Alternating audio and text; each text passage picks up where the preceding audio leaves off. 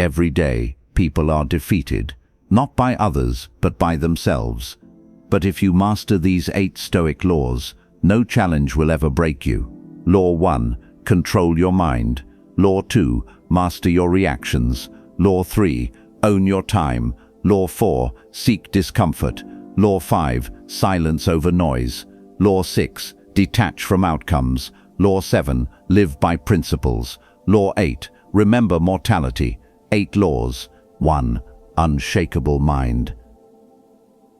Number 1.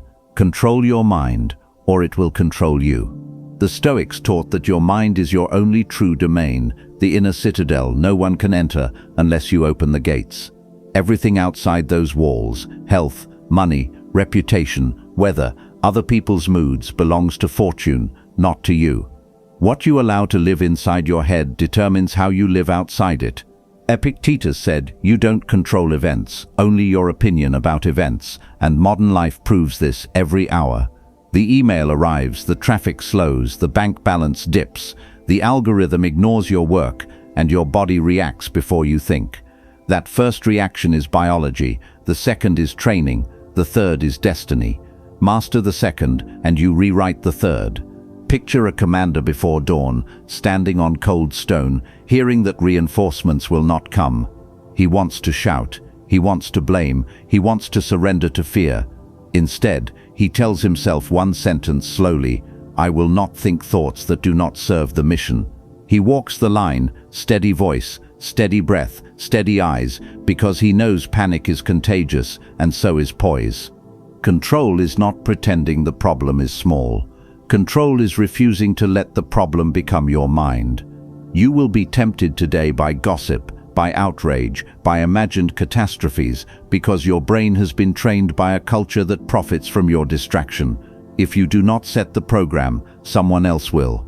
So we set it now, with a simple practice that sounds easy and saves lives, the thought replacement drill. Step 1. Name the thought as a thought. Say it out loud or write it. This is anger. This is envy. This is fear.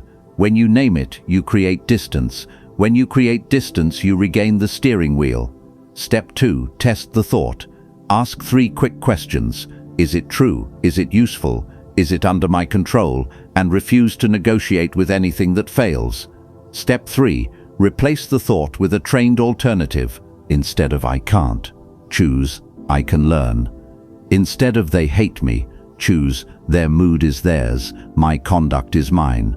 Instead of "this is impossible," choose "this is training." You are not lying to yourself, you are choosing the framing that keeps you effective. A firefighter does not say "we're doomed," a firefighter says "we follow the plan." So you follow your plan, because a plan beats a panic. Pair this with environment control.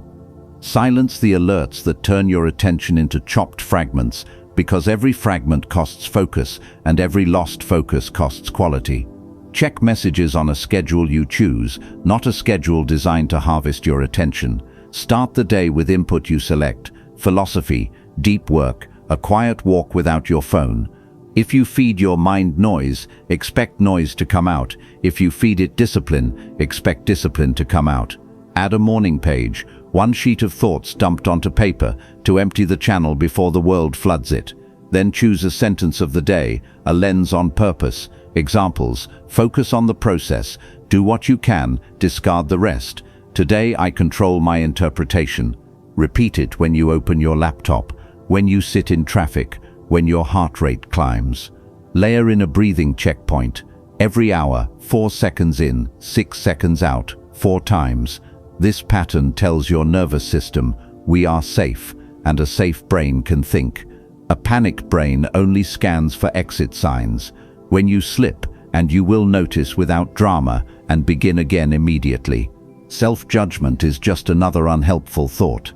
Label it and replace it with action. Every repetition builds the habit of choosing thoughts on purpose. Within weeks you will notice something strange. The same frustrations arrive, but they land on solid ground instead of mud. Your partner's tone, the client's silence, the late train, the rude comment, these are weather, not commands. You become the kind of person whose presence lowers the temperature of a room. From here, performance improves naturally, because the mind is not busy fighting itself. You'll write better, speak clearer, train harder, and recover faster simply because you stopped feeding wolves in your head. Remember this rule: attention is the doorway to your mind. Guard the doorway with a spear. Do not invite rumor, envy, or doom scrolling inside and expect peace to stay. Curate your inputs and your outputs will change. Now combine the drill with a daily review. Each evening, ask 3 questions on paper. What hijacked my thinking today? How did I respond? What thought will I choose next time? That tiny loop turns mistakes into training data. Over time, your default thoughts become calmer, sharper, more useful. This is not magic. This is repetition. If you can repeat worry, you can repeat wisdom. If you can practice fear, you can practice focus. The mind is plastic. Your repetitions tell it what shape to hold. When the next crisis hits, speak the sentence the commander used: "I will not think thoughts that do not serve the mission," and then act from the calm that sentence gives you. Control your mind, or it will control you. Write it down, carry it, read it at noon, read it at night. If you choose your thoughts, you choose your life, and if you choose your life, fortune loses leverage. Begin today with one replacement, one breath, one decision not to think a useless thought. Stack the bricks and build the citadel. Comment: "I am the master of my mind," if you're still with me. Number 2, master your reactions. Between stimulus and response there is a space, and inside that space sits your freedom. Modern life compresses that space until it feels like a trap. Notifications, provocations, delays, sarcasm, and the 1,000 small frictions that turn good people reckless. Your biology loves speed, your wisdom loves delay. If you can create delay, you can create choice, and if you can create choice, you can create a life. Marcus Aurelius wrote that the mind has power over itself, not outside events. Accept this and you find strength. Strength here means the ability to pause, even when everything in you wants to push the red button. Imagine you open your phone and find a message designed to sting. A client blames you unfairly. A stranger mocks your work. A friend cancels last minute with a careless excuse. Your fingers hover over the keyboard. Your jaw tightens. Your pulse rises. In that moment you have 2 lives. The life where you react and regret, and the life where you breathe and respond. Choose the second, and you win 4 prizes: dignity, clarity, strategy, and peace. Here is the tool, the 3-breath rule. Step 1. Close the mouth, still the hands, lower the shoulders, and look away from the screen. Step 2. Inhale through the nose for 4, exhale for 6, and repeat 3 times. Step 3. Before you act, ask, what outcome am I serving, and what action moves me toward it? Write the outcome in 5 words or fewer. If you cannot, you are not ready to act. This rule sounds small, it moves mountains. Words saved in anger are bridges unburned. Delays you endure become leverage you can spend later. Seneca argued that anger is a kind of temporary insanity, and anyone who has said the perfect stupid sentence knows he was right. The Stoic goal is not to erase emotion. The goal is to keep emotion as a signal, not a steering wheel. Signals inform, steering wheels decide. Practice in small arenas, so you are skilled in large ones. Use the rule in traffic, in customer service lines, with family, with yourself when you miss a target. Say aloud, I do not give control of my behavior to this feeling. Watch how your body obeys the sentence your mouth declares. Consider a workplace scenario. A teammate speaks over you in a meeting, taking credit for your idea. Your reaction life wants to interrupt with a sharper voice and a list of receipts. Your response life chooses a note, a scheduled invite, and a firm conversation later, in private, where results matter more than theater. That choice preserves reputation, builds a record, and forces change without collateral damage. Reactions are loud, mastery is quiet. Loudness feels powerful in the moment, outcomes are powerful afterward. Another example, negotiations. The first offer comes in low and wrapped in confidence. The inexperienced react to the number, the trained respond to the structure, terms, options, timing, non-monetary value. They ask questions, trade variables, and exit when the deal no longer serves the mission. Reaction says, "How dare you?" Response says, "Here are my conditions." Only one of those sentences moves the world. What shrinks your space and makes you reactive?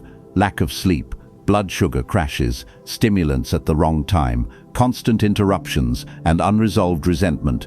Solve physiology first. Consistent sleep window, water upon waking, protein early, caffeine after 90 minutes, phone out of the bedroom. Solve environment next. Do deep work blocks with notifications off and doors closed. Give people office hours and protect them. Solve meaning daily. Write your mission sentence every morning so trivial provocations cannot trick you into treating them as emergencies. Attach a mantra to the rule. Pause, then choose. Say it in the car, at the sink, in the elevator, at your desk, before you press send. The brain loves rhythms. Make yours deliberate. At the end of each day, run the reaction audit. Write 3 lines. Where did I react? What did it cost? How will I respond next time? Do not write essays, write decisions. If you were unfair, apologize without drama. If you were baited, remove the hook next time by exiting earlier. If you were silent when you should have spoken, schedule the conversation now and bring facts, not heat. Mastery is not passivity. Mastery is targeted force at the right moment. A sword is not always drawn. A sword kept sheathed still controls the room. People who provoke you for sport will test you more when you begin this practice because they prefer the old you who danced on command. Expect it, prepare for it, and outlast it. Nothing confuses a manipulator like a calm person who refuses the invitation to chaos. Eventually they stop sending invitations. For family and close partners, add compassion to your pause. Ask what pain might be underneath their tone and decide whether the outcome you want is closeness or victory. Choose closeness more often than your pride prefers. Pride wins arguments and loses relationships. When closeness is the outcome, speak softly, ask clarifying questions, and return to the issue after the body cools. When victory is the outcome in mission-critical arenas, bring evidence, options, and consequences, and stay calm as granite. In sports and training, reactions waste energy, responses conserve it. Miss a rep, reset the breath, correct the technique, and carry on. Do not turn one mistake into a bad session. In creative work, reactions submit to trends. Responses serve the craft. Write the next page, ship the next draft, and keep your timeline. Your life changes when you refuse to be a puppet for every ping, push, and provocation. Choose rituals that make pausing automatic, a sip of water before replying, a hand to the heart in meetings, a glance at the window before speaking. Train your body to cue your mind. There will be days you fail, and that is part of training. When you fail, recover without self-violence. Acknowledge the trigger, repair the damage, shorten the gap next time. The world belongs to people who can feel everything and still choose their action. Master your reactions, and you master time, because you stop turning seconds into years of consequences. Master your reactions, and you master conflict, because you refuse to donate your dignity. Master your reactions, and you master yourself, which is the only mastery that cannot be taken. Comment, "I choose my response" if you're still here. Number 3, own your time, or others will steal it. Every day you wake up with a single account, 24 hours. And whether you spend it on purpose or let it be drained by accident, the balance hits 0 at midnight. Seneca wrote, "It's not that we have little time, but that we waste much." If you want mental toughness, you cannot live like your hours are infinite. Think about this. A king and a beggar have the same number of minutes in a day. The difference is what they refuse to spend those minutes on. Picture a young Roman merchant, drowning in requests, letters from suppliers, invitations to banquets, neighbors asking for just a small favor. At first he says yes to everything. By year's end, his business is failing, his mind is dull, and he barely remembers what he cared about. Then he changes one thing. He begins each day by writing 3 lines. 1. What matters most today? 2. What will I say no to? 3. Who gets my attention first? The difference is instant.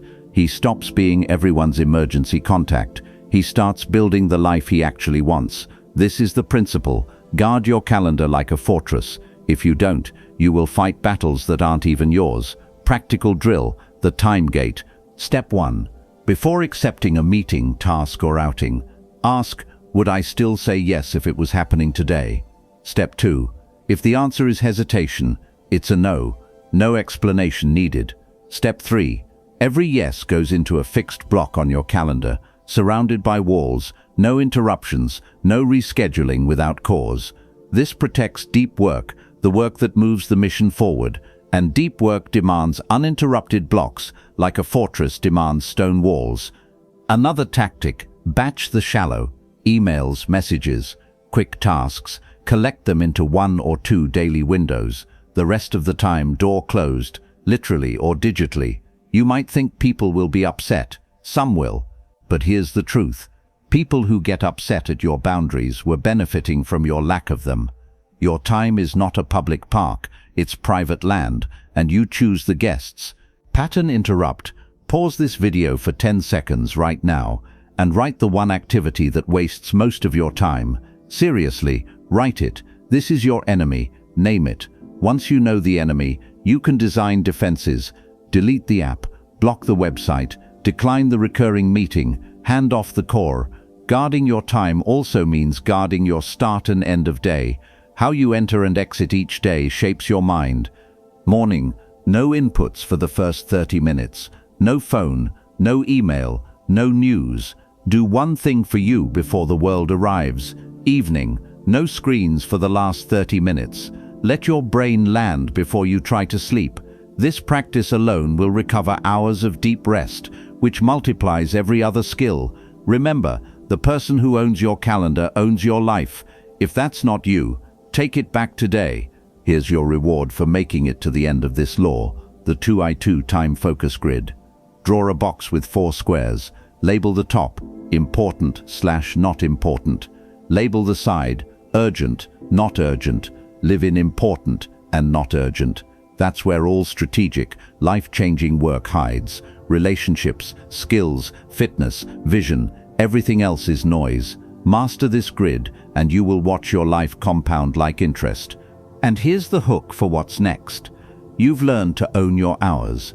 But if you never leave your comfort zone, those hours will never shape you. That's why Law 4 might scare you. Stay with me.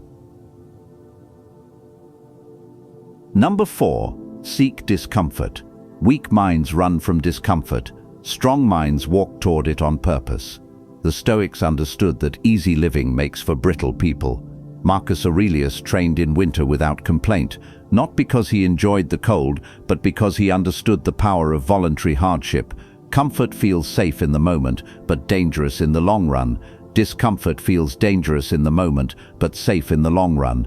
Imagine a young soldier sent to a post in the mountains. The food is plain, the nights freezing, the work constant. At first he curses his luck. Months later, he returns home to find city life effortless. The stairs are nothing, the noise doesn't bother him, and the petty complaints of others sound like whispers. That's the power of training in conditions harder than the fight. Practical drill, the hardship habit. Step 1.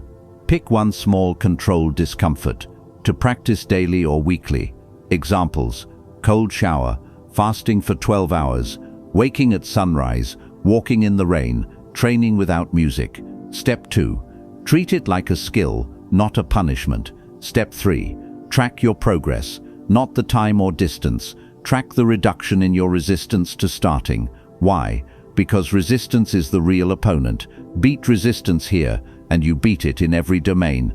Another tactic: choose the harder option once a day. Take the stairs, not the elevator. Speak up when silence would be easier. Do the task now instead of later. Each choice rewires the brain for strength. Pattern interrupt. Pause for 5 seconds and name one comfort you rely on daily. Imagine removing it for a week. That's your challenge seed. Discomfort builds a bank of memories. I've done harder things. When life throws a real challenge at you, you make a withdrawal. This doesn't mean chasing misery or ignoring rest. Rest is fuel. Discomfort is training. Balance both. Here's a frame. Schedule discomfort like a meeting. If it's not on the calendar, it won't happen. Examples: every Monday morning cold shower, Every Wednesday, public speaking practice. Every Saturday, long run in any weather. Over time, discomfort becomes a neutral word. You stop fearing it. And when you stop fearing it, almost nothing scares you. And here's your reward for staying through this law, the 5-second courage rule. When you feel the urge to avoid a challenge, count backward from 5. 5, 4, 3, 2, 1, and then move. Act before the mind invents reasons to stop. This bypasses hesitation, the thief of growth. Use it in the gym, in conversations, in career moves. You'll be shocked at how many opportunities you've been giving away to fear. And here's the hook for Law 5. You've learned to act, but the Stoics also knew when to stay silent. In the next law, I'll show you how silence can be sharper than any sword. Stay here. Number 5. Silence over noise. In a world where everyone is shouting, the rarest voice is the one that knows when not to speak. The Stoics understood that silence is not emptiness, it is strategy. And when you control your words, you control your image, your energy, and your influence. Noise drains power, silence concentrates it. Picture a heated council in ancient Rome. Senators throw accusations like spears. One man, Cato the Younger, sits in silence. Hours pass. When he finally speaks, every head turns because silence has made his voice heavier than gold. That's the first lesson. Silence makes words valuable. But in modern life, silence is harder to keep. Notifications demand replies. Arguments lure us in. Gossip begs for our opinion. The temptation to add noise is everywhere. Here's the danger. The more you talk, the more chances you give the world to misunderstand, misquote, and misuse your words. Practical drill, the 24-hour rule. Step 1. When you feel the urge to fire back, post, or defend yourself, pause for 24 hours. Step 2. If it still matters after 24 hours, act calmly. If it doesn't, delete it and move on. This rule alone will save you from 90% of the noise that damages reputation and peace of mind. Pattern interrupt. Imagine your words as arrows. Every arrow leaves your hand forever. No recall, no undo. Would you still shoot if you knew the target might move? Silence is not weakness. It is the refusal to fight battles where victory is impossible or meaningless. And silence is not passive. It allows you to observe, gather information, and respond with precision instead of impulse. Another tactic, the one-sentence response. In situations where you must speak but want to remain in control, prepare a single calm sentence and stop there. Example, I'll think about that. That's interesting. Let's revisit this later. These phrases buy you time and keep you from being pulled into emotional traps. Remember, not every question deserves an answer, and not every attack deserves a counterattack. Your silence forces others to reveal themselves. Those who rely on reaction lose power when they get nothing back. And when you do speak, do it with purpose. Prepare your words like a craftsman prepares his tools. One precise blow can do more than 1,000 wild swings. Here's your reward for staying through this law. The 3 filters of speech used by the Stoics and later by philosophers like Socrates. Before you speak, ask, is it true? Is it necessary? Is it kind? If it fails any filter, silence wins. This single habit will raise the quality of your relationships, your reputation, and your peace. And here's the hook for the next law. You've learned when to stay silent, but what about when you can't control the results at all? That's where Law 6 changes everything. Stay with me. Number 6. Detach from outcomes. Most people suffer twice, first from the event and second from the obsession over how it ends. The Stoics refuse to measure success by results alone because results depend on factors outside our control: luck, timing, other people's choices, even the weather. Instead, they measured success by effort, by discipline, by whether they acted in alignment with their principles. Picture an archer in ancient Greece. He trains for years: stance, aim, breath, release. When the arrow flies, his job is done. Wind, movement, and chance take over. If he hits the target, he is satisfied. If he misses, he learns. But he never ties his self-worth to the final landing of the arrow. That's detachment, doing everything in your control and letting go of what isn't.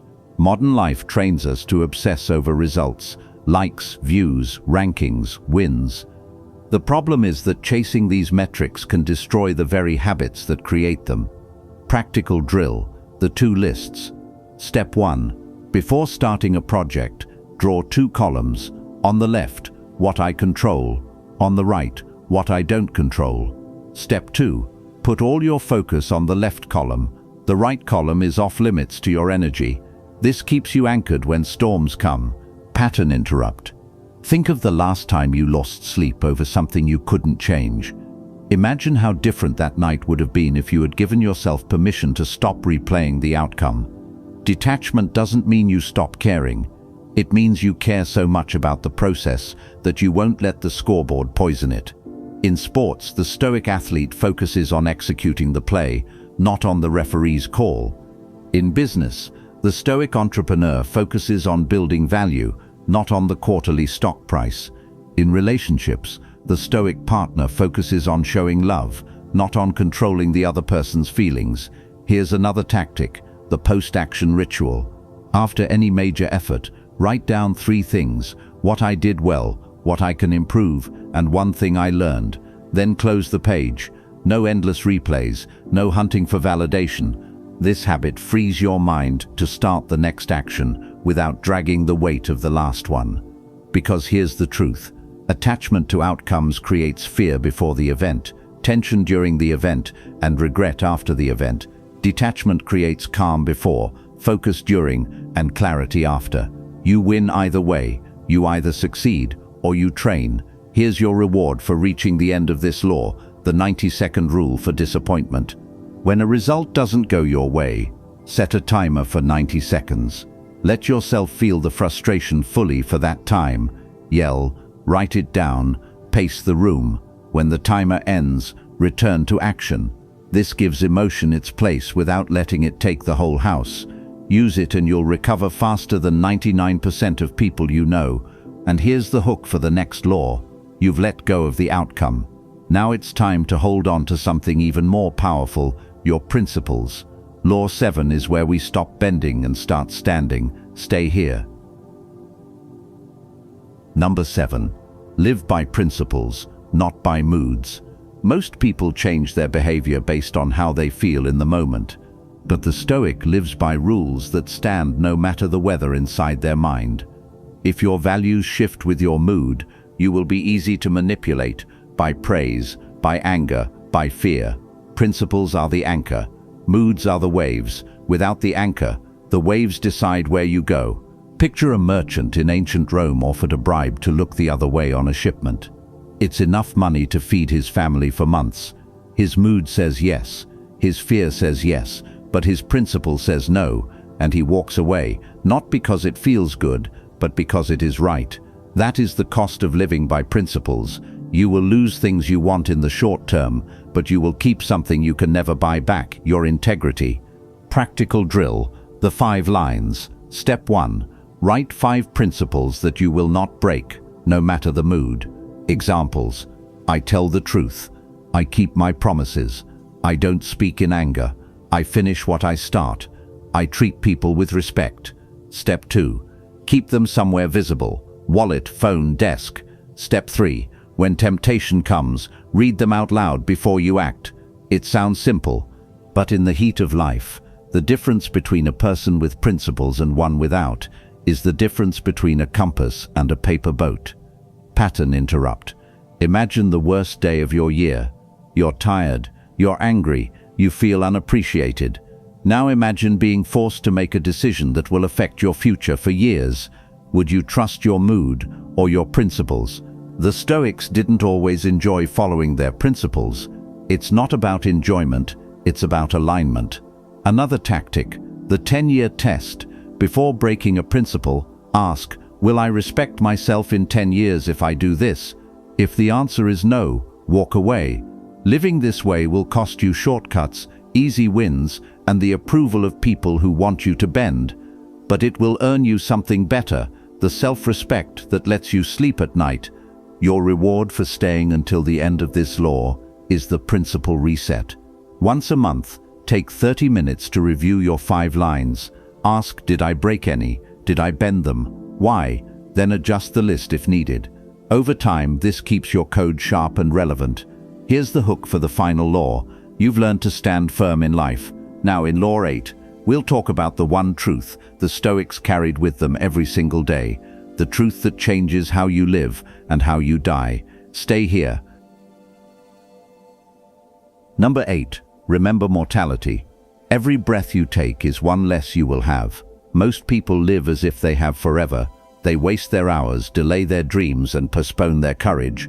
The Stoics refuse to forget that life is temporary, not to be morbid, but to be motivated. Memento mori, remember that you will die. 3 words that, if understood, make every moment sharper. Picture a Roman philosopher wearing a ring carved with a skull. Each morning he turns it on his finger and asks, if this were my last day, would I live it like this? His answer decides how he spends his hours. That's the point.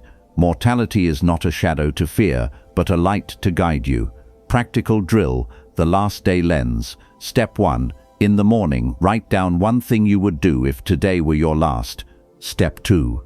Do it before the day ends, no matter how small. Step 3. Let this become a habit that shapes your choices. Mortality turns someday into today. It kills procrastination because it kills the illusion of infinite time. Pattern interrupt. Think of someone you admire who passed away. How quickly their time ended. Now think if someone told you that you had 1 year left.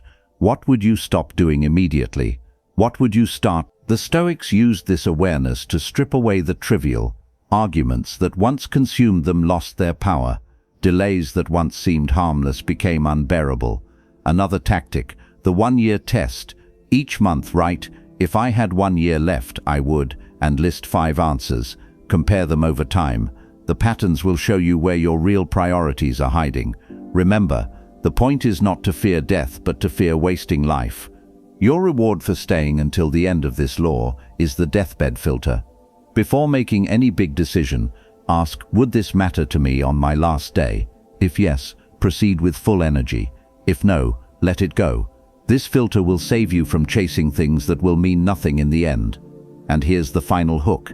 We've walked through all 8 Stoic laws together, but the journey isn't over. Right now, I'm inviting you to the next step, a deeper dive into the daily Stoic habits that make these laws unshakable in your life. Click the next video, and let's keep building your mind into a fortress. Let's bring it all together. 8 Stoic laws, 8 anchors to hold you steady in a world that wants to push you off course. Number 1, control your mind. Choose your thoughts on purpose, because the mind is the only fortress no one can breach unless you open the gates. Number 2, master your reactions. Between stimulus and response lies your power. Protect it. Number 3, own your time. Guard your hours like treasure, because once spent, they never return. Number 4, seek discomfort. Choose the harder path on purpose, so when life gets hard, it feels familiar. Number 5, silence over noise. Not every thought must be spoken. Your calm is your weapon. Number 6, detach from outcomes. Do your duty, then release what you cannot control. Number 7, live by principles. Your rules are your compass. Follow them, even in the storm. Number 8, remember mortality. Life is short. Spend it on what will matter on your last day. These are not just ideas, they are tools. Use one today, then another tomorrow. Build them into habits until they are not something you practice. They are something you are. Live them and you'll be unshakable. Not because the world will be kind, but because you will be strong. If you're ready to keep building that strength, I have something for you. Comment below which of these 8 laws you will start with today. Your comment might inspire someone else to change their life. And if this resonated with you, subscribe now. It's free and it tells YouTube to keep sending you videos that sharpen your mind and your discipline. Then click my channel name right now. You'll find more Stoic wisdom waiting for you. Videos that will help you master your thoughts, your habits, and your life. You've taken the first step. Don't stop here.